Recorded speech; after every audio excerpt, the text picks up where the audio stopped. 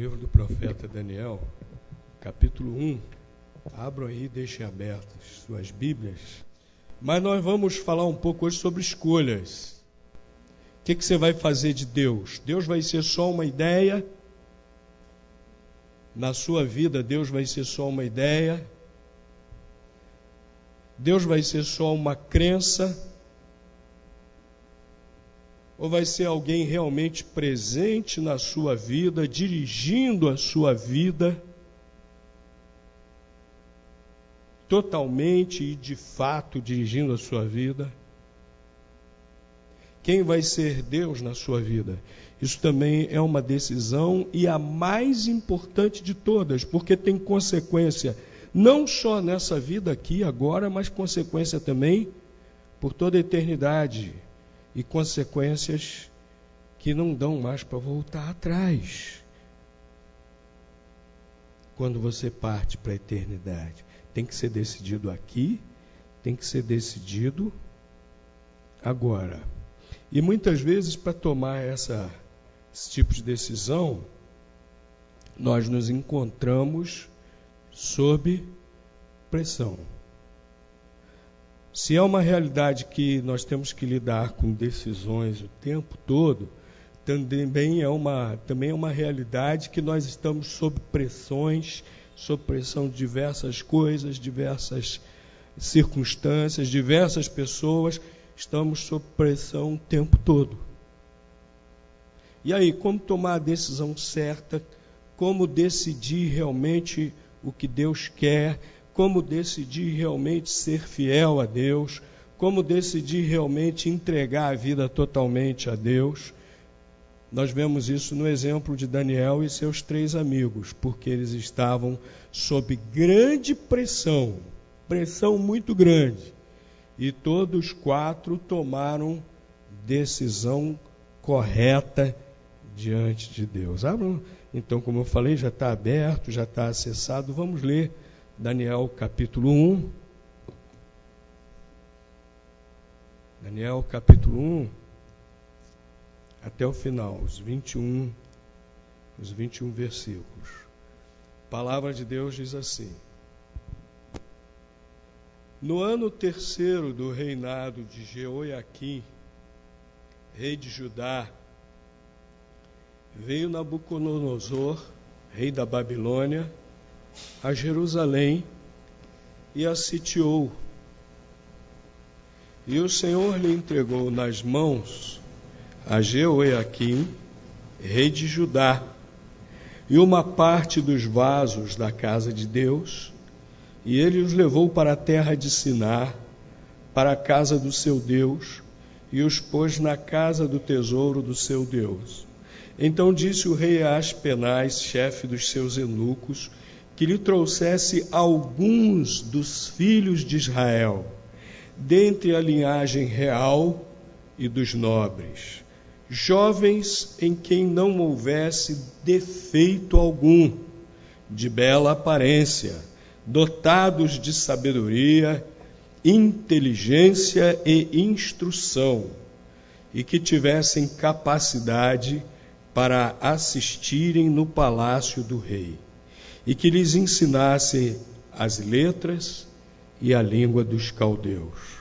E o rei lhes determinou a porção diária das iguarias do rei, e do vinho que ele bebia, e que assim fossem alimentados por 3 anos, para que no fim destes pudessem estar diante do rei. Ora, entre eles se achavam, dos filhos de Judá, Daniel, Ananias, Misael e Azarias. Mas o chefe dos eunucos lhes pôs outros nomes, a saber, a Daniel, o de Beltesazar, a Ananias, o de Sadraque, a Misael, o de Mesaque, a Azarias, o de Abednego. Daniel, porém, propôs no seu coração não se contaminar com a porção das iguarias do rei, nem com o vinho que ele bebia. Portanto, pediu ao chefe dos eunucos que lhe concedesse não se contaminar. Ora, Deus fez com que Daniel achasse graça e misericórdia diante do chefe dos eunucos. E disse o chefe dos eunucos a Daniel: tenho medo do meu senhor o rei, que determinou a vossa comida e a vossa bebida, pois veria ele o vosso rosto mais abatido do que o dos outros jovens da vossa cidade? Assim poríeis em perigo a minha cabeça para com o rei. Então disse Daniel ao despenseiro, a quem o chefe dos eunucos havia posto sobre Daniel, Ananias, Misael e Azarias: experimenta, peço-te, os teus servos 10 dias, e que se nos deem legumes a comer e água a beber. Então se examine na tua presença o nosso semblante e o dos jovens que comem das iguarias reais. E conforme vires, procederás para com os teus servos. Assim ele lhes atendeu o pedido e os experimentou 10 dias.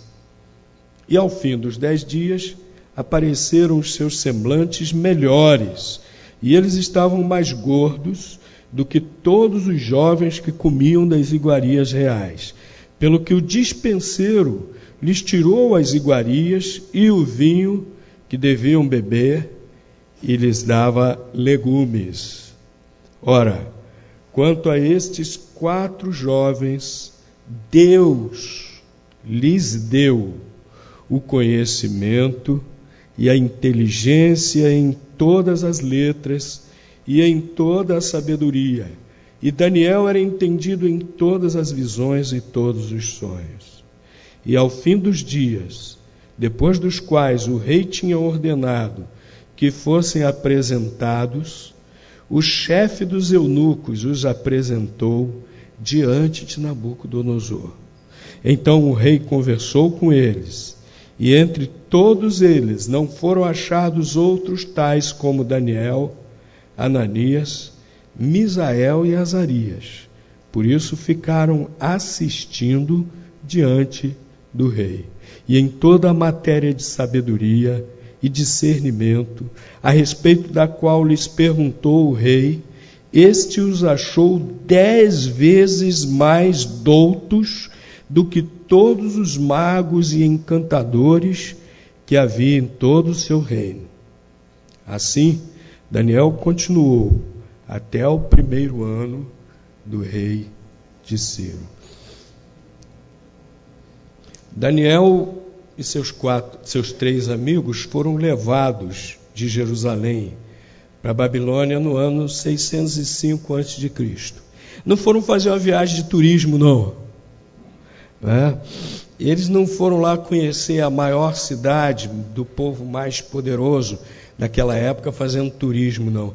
Eles foram à força, cativos. Os babilônios sitiaram Jerusalém durante mais de 2 anos e foi um cerco horrível. O livro de Lamentações de Jeremias nos fornece alguns detalhes dos horrores desse cerco de Jerusalém. Depois de mais ou menos 2 anos, então Nabucodonosor invadiu Jerusalém. E aí Nabucodonosor colocou fogo na cidade, destruiu o templo, levou os objetos sagrados do templo para a Babilônia e levou o povo para o exílio. Essa primeira leva que ele levou para o exílio era justamente as pessoas importantes ali de Jerusalém, a corte, os nobres. É como se alguém aqui viesse, invadisse o Brasil e levasse Brasília toda. Os irmãos riram, acho que pensaram assim, estão fazendo um favor. Acho que foi isso. Eu acho que eu não escolhi um exemplo muito bom, né? Acho que eu não escolhi um exemplo muito bom. Mas levaram toda a nobreza de Jerusalém para o exílio. No meio da nobreza iam esses jovens, que eram bem jovens, pela cronologia dos fatos descritos aqui no livro de Daniel, eles eram muito jovens ainda, deveriam ser adolescentes, aí em torno de 15, 16 anos de idade. Eu demorei a me cair a ficha disso, porque eles seriam adolescentes. Porque quando eu vi as histórias de Daniel, seus 3 amigos, na escola bíblica dominical, quando eu era criança, as figuras que mostravam para a gente eram dos homens, assim, já de barba e tudo. Então, quando falava de Daniel e nos seus 3 amigos, eu sempre imaginava homens adultos. Mas, na realidade, eles eram adolescentes, talvez a barba ainda começando a aparecer, aqui o bigode, aqui o buço escurecer, deviam ter em torno de 15, 16 anos. Por aí vocês imaginam ainda como foi mais difícil ainda, como mais admirável é a firmeza daqueles 4 servos de Deus. O versículo 21 diz que Daniel continuou até servindo aos reis. Continuou, porque diz que eles foram assistir na presença do rei Nabucodonosor. Assistir aí é no sentido de ser assistente, do rei, de ajudar o rei. E diz que Daniel, nessa condição, continuou até o 1º ano do rei de Ciro. Isso quer dizer que Daniel serviu na corte da Babilônia e depois dos persas, que dominaram a Babilônia, até o 1º ano do rei de Ciro. Ciro foi o rei persa que conquistou a Babilônia. Diz que o serviu até o 1º ano. Depois a gente continua lendo do livro de Daniel e diz que ele teve a visão de tudo que aconteceria com o povo de Judá até a vinda do Messias. Diz que ele teve essa visão no 3º ano do reinado de Ciro. Então isso aí dá pelo menos 65 anos. 65 anos, desde esse momento da prova de Daniel e seus amigos, até esse momento que Daniel recebeu essa revelação de Deus, pelo menos aí em torno de uns 65 anos. Então, quando eles chegam aqui na Babilônia, eles são realmente bem jovenzinhos. Deveriam ter em torno realmente aí dos 15, 16, 17 anos. E eles sofreram muita pressão. Eles sofreram uma pressão que hoje também muitos de nós sofremos em várias ocasiões da vida.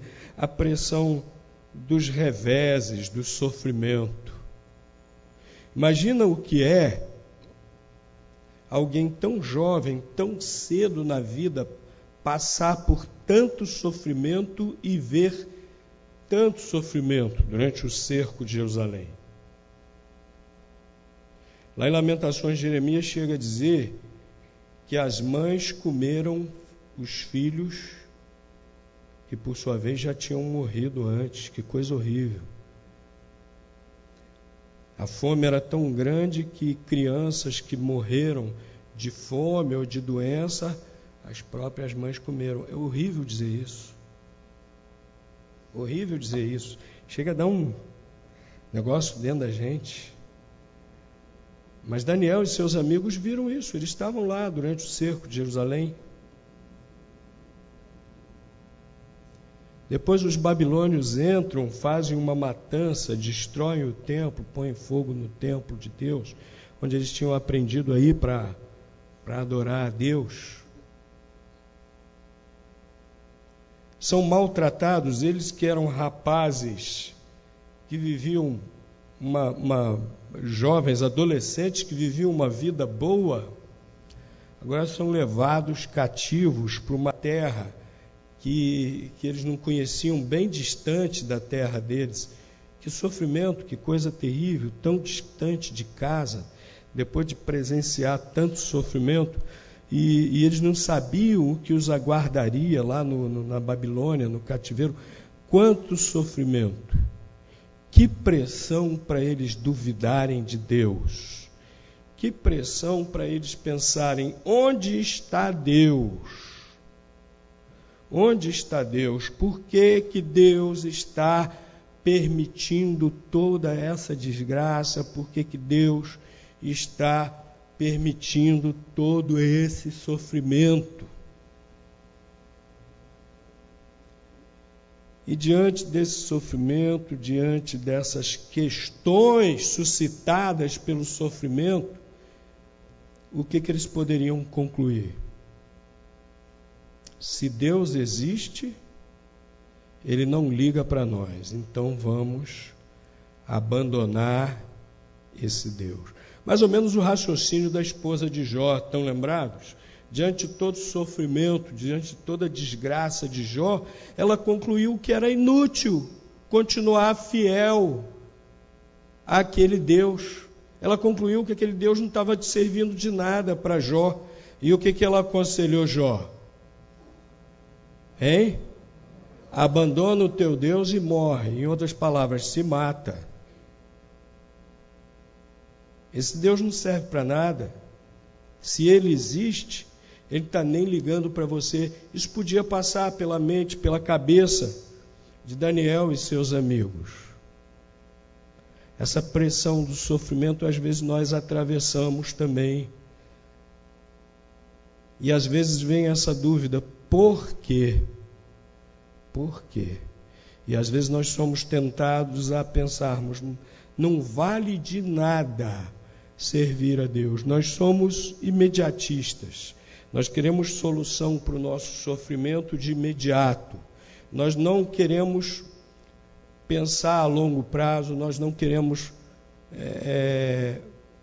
crer que Deus sabe o que está fazendo, nós não queremos crer que mais à frente Deus tem algo muito melhor. Nós queremos que tudo seja solucionado de imediato. E muitas vezes nós somos tentados a pensarmos dessa maneira. Não adianta ser fiel a Deus, Deus não está ligando para mim, Deus está me deixando passar por tudo isso, Ele não liga para mim. Mas aqueles 4 não sucumbiram a esse tipo de pensamento, não. Outra pressão que eles estavam passando era a pressão do ambiente permissivo. O ambiente lá em Jerusalém era um. Apesar do povo de Judá ter degringolado, ter se tornado idólatra, ter se tornado violento, ter se tornado imoral, mas ainda havia aqueles lá em Jerusalém que eram fiéis a Deus, o templo de adorar a Deus ainda estava lá. E ali no palácio do rei da Babilônia, eles foram levados para morar no palácio do rei da Babilônia. Ali tudo era permitido. Ali tudo era permitido, eles podiam de tudo. E aí eles podiam pensar assim, puxa, esse cativeiro não é tão ruim, né? Nós estamos aqui no palácio do rei, aqui nós podemos tudo, esse rei é até legal, né? O Nabucodonosor. Ele trouxe a gente para o seu palácio, aqui a gente pode tudo, que legal. Alguns historiadores dizem, inclusive, que o rei favorecia alguns súditos que ele queria recompensar, que ele favorecia dando acesso ao seu harém. Nabucodonosor tinha lá aquele harém enorme. E quando ele queria favorecer alguém, ele, olha, você pode, essas concubinas aqui você pode usufruir. Ambiente permissivo. E hoje também, às vezes nós enfrentamos essa pressão da permissividade. Hoje tudo pode. Hoje tudo pode. Hoje nada é proibido. O que costumam dizer? Se não está fazendo mal a outra pessoa, o que dizem? Pode fazer. Se te traz alegria, se te faz feliz, vai em frente, tira o freio de mão, mete o pé no acelerador. É o que dizem hoje. Total permissividade. É muito semelhante, muito semelhante. Qualquer um pode encontrar de tudo o que quiser, muitas vezes indo a poucos metros de sua própria casa. E às vezes a gente escuta a conversa, nós que já somos de outra geração, eu que já sou sexagenário, eu acho que eu sou o único adolescente sexagenário, né? Acho que Mandilma, acho que ainda é adolescente também ainda. Não sei se tem outro adolescente sexagenário por aqui, né? Mas a gente que já é de outra geração, às vezes a gente ouve e vê certas coisas que nós nos assustamos dessa tamanha permissividade. Eu estava uma vez ouvindo uma conversa assim de alguns adolescentes no ônibus. Aí eu fui meio abelhudo, né? Os adolescentezinhas conversando no ônibus, já fui meio abelhudo, já apurei as orelhas assim, virei o radar na direção, abelhudo assim, fofoqueiro, para ouvir o que estavam falando, e eu depois me arrependi. Depois me arrependi.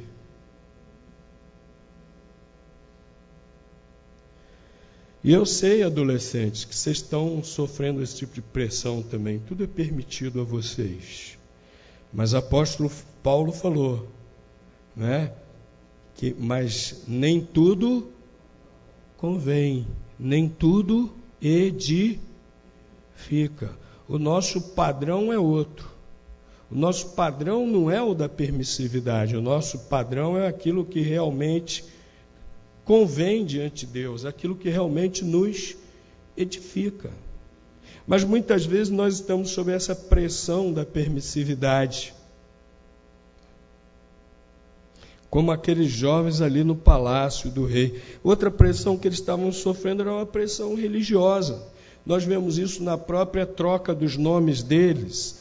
Nós vemos aqui no versículos 5 a 7, os nomes deles foram trocados e quais nomes que os babilônios deram a eles ali na corte do rei. Eles tinham nomes com significados muito bonitos. Todos eles, os seus nomes glorificavam a Deus. Daniel significa Deus é juiz ou Deus é justiça. Significado do nome Daniel. O nome dele foi trocado para Beltesazar. Significa Bel protege ou protegido de Bel. Quem era Bel? Bel era o principal ídolo, falso deus da Babilônia.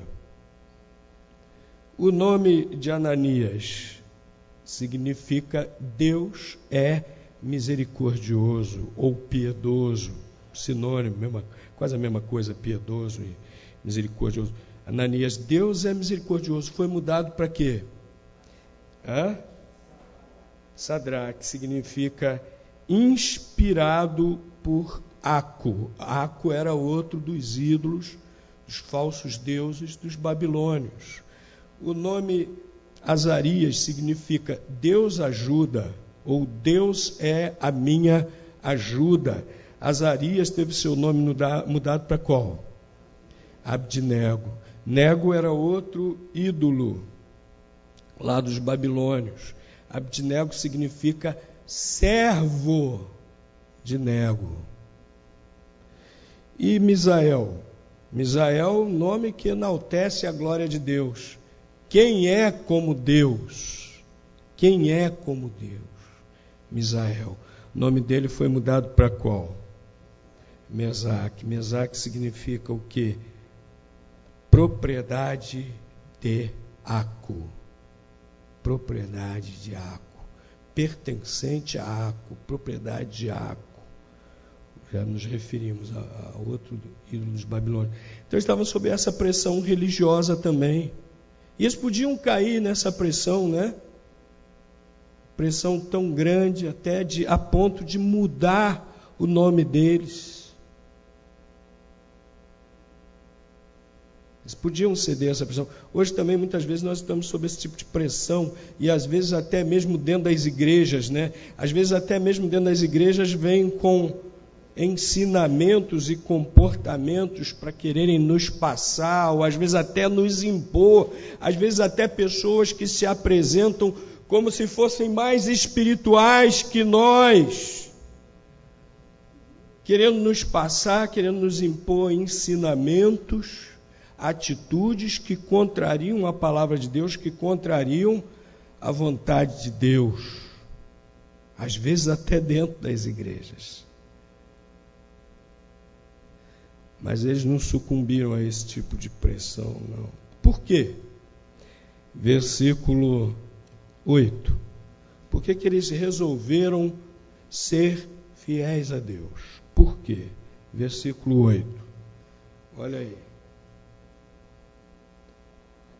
Fecharam as Bíblias? Não, estão abertas, né? Estão acessadas, né? Versículo 8. Olha a decisão de Daniel. E que foi compartilhada pelos seus amigos, porque os seus amigos participaram daquelas atitudes, né? É que Daniel é que deve ter liderado os seus amigos, mas eles compartilharam, né? Versículo 8. Alguém já estava até lendo em voz alta. Quem começou a ler em voz alta aí pode até ler. Quem foi que começou? Que eu ouvi alguém começar a leitura aí? Hã? Pode ler. Quem começou aí foi Erzi? Lê aí bem alto, então, Erzi.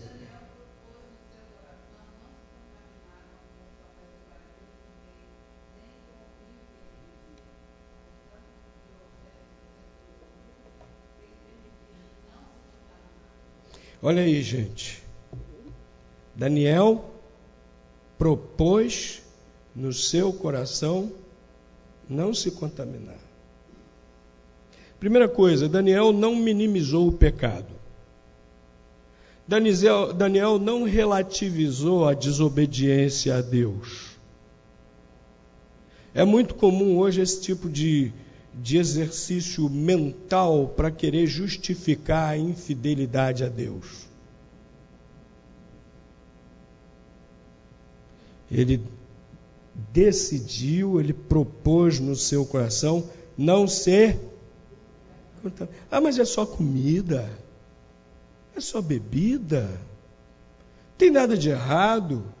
Se nós não comermos isso, o que nós vamos comer?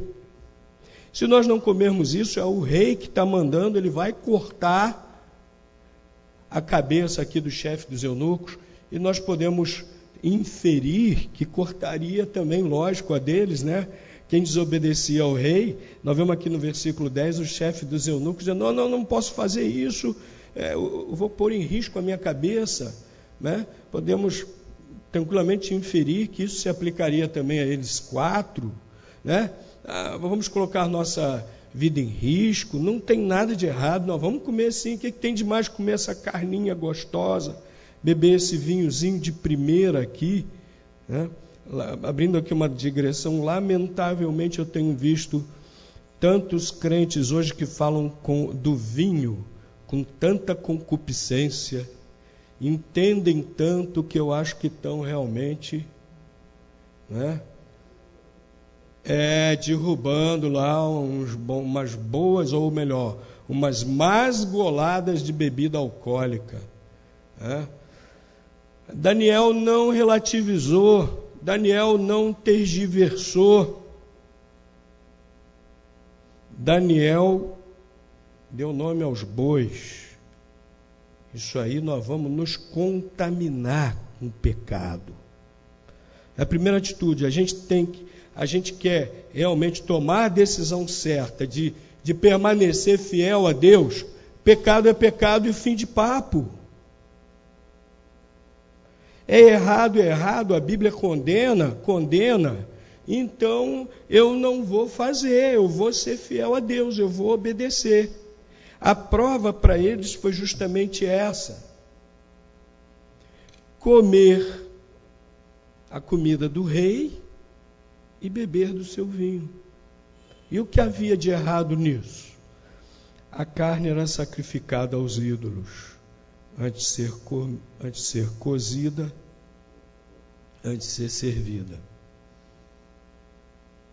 E na lei de Deus era proibida qualquer vínculo com a idolatria ou comer animais impuros. Eles não queriam desobedecer à lei de Deus. Vamos sentar aqui, vamos discutir a lei de Deus. Nós não estamos em Judá. Começa por aí, certo? Nós estamos na Babilônia. É outro contexto. Então a lei de Deus não se aplica aqui e tal. Poderiam começar a fazer esse tipo de racionalização. Não. Nós não vamos nos contaminar. E o vinho? Os judeus bebiam, gostam de dizer isso, né?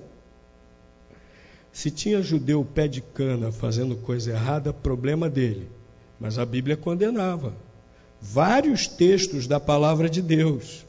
E Daniel e seus amigos sabiam disso. Por exemplo, vou ler um só, muito claro.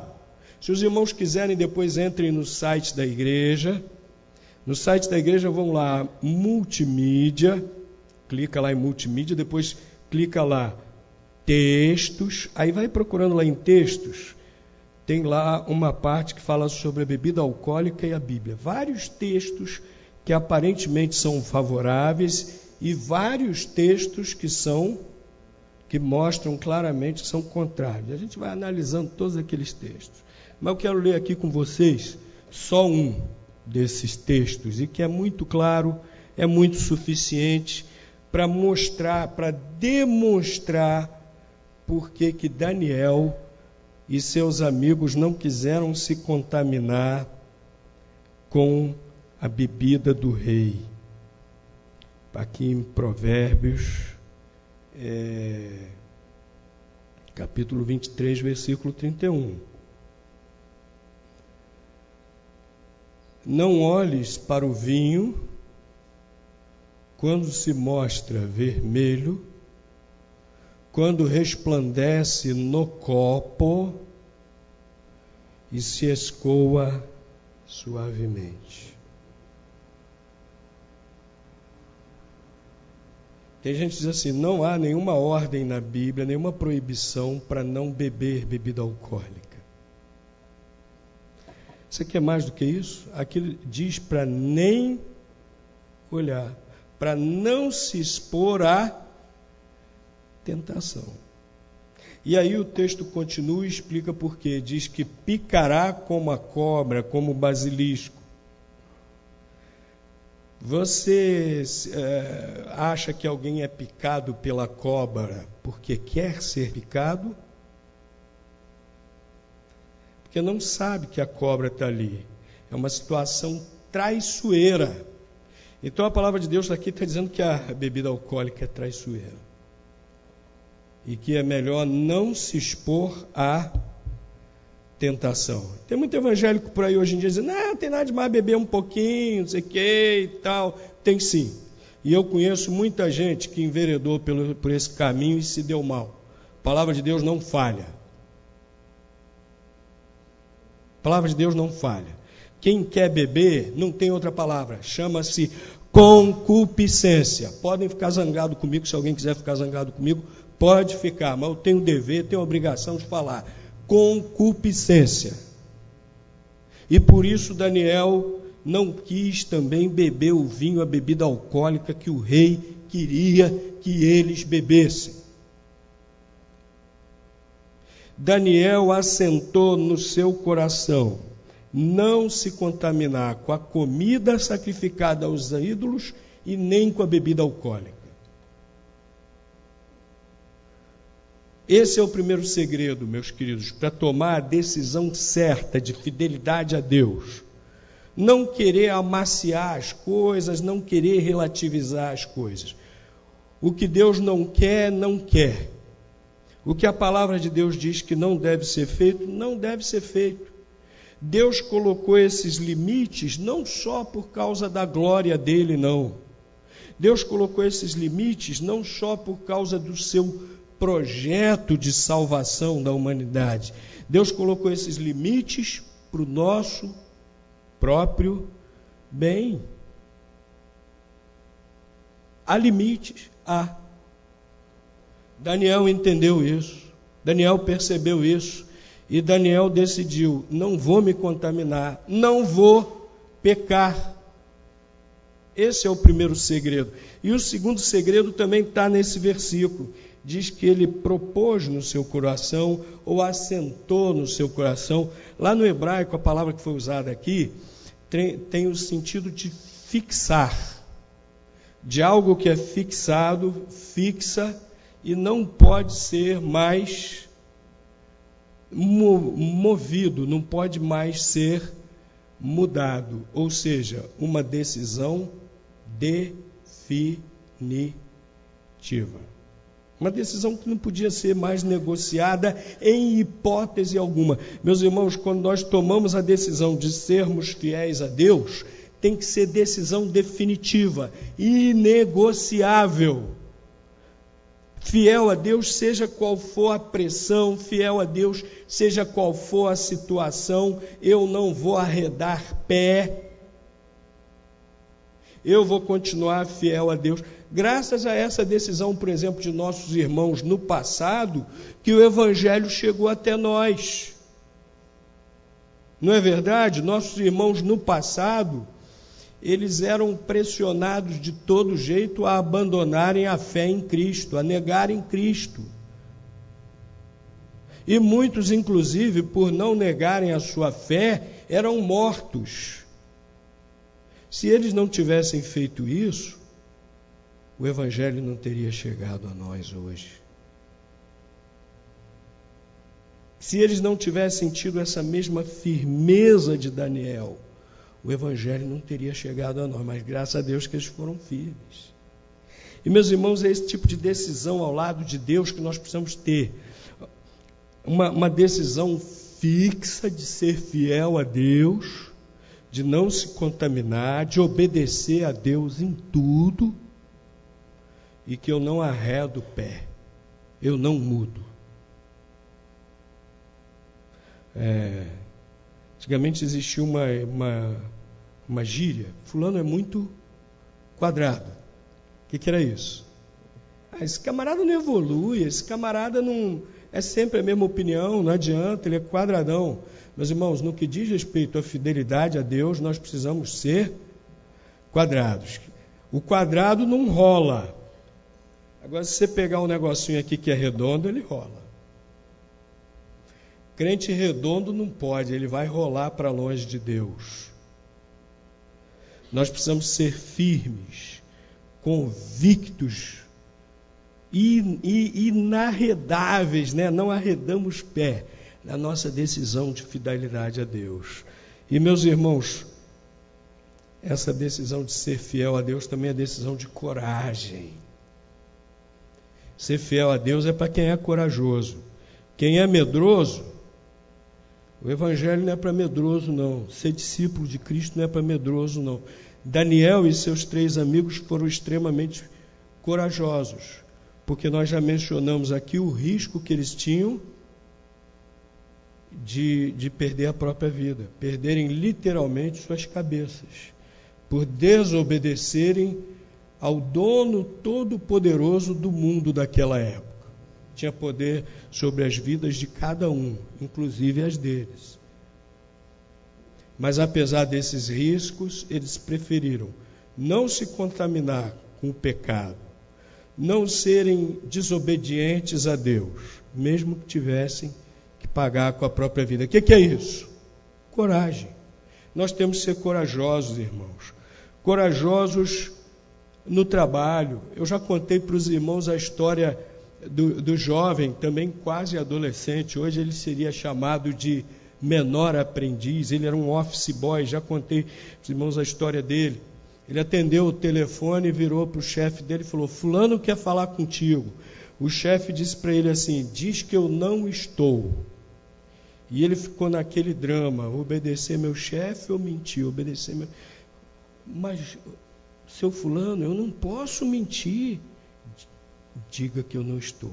Então ele pegou o telefone de novo e falou: olha, o doutor fulano mandou dizer que ele não está. Foi demitido. Mas o patrão dele foi tão impactado pelo testemunho dele, que um dia ele entrou numa igreja que o pastor Delci estava pregando, fazendo uma série de conferências evangelísticas. Ele ia passando, viu aquela lá, igreja aberta lá, vou entrar nessa igreja aí.